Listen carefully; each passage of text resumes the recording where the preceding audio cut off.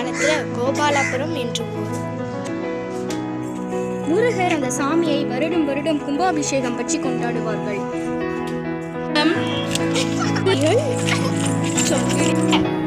அதனால் அந்த ஊர் மிக்க சிறப்பு வந்தனர்.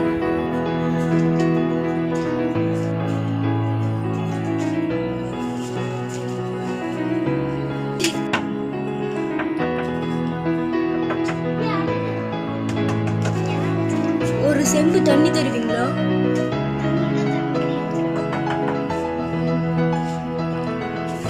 எனக்கு தண்ணி தரல, உங்க ஊரு நல்லாவே இருக்காது.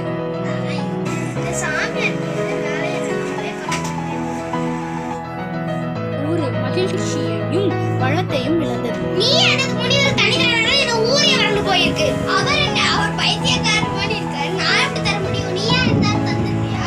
தந்துருப்படி. தவறாக அந்த ஊரில் எல்லாமே நடந்தது. 6 மாதங்களுக்கு பிறகு அந்த ஊரில் ஒரு கிணறு இருந்தது. அதுல சாமி சிலை பூஜை செய்து வந்தது. அருகில் ஒரு பெண்மணி குடம் தூக்கி வந்தனர்.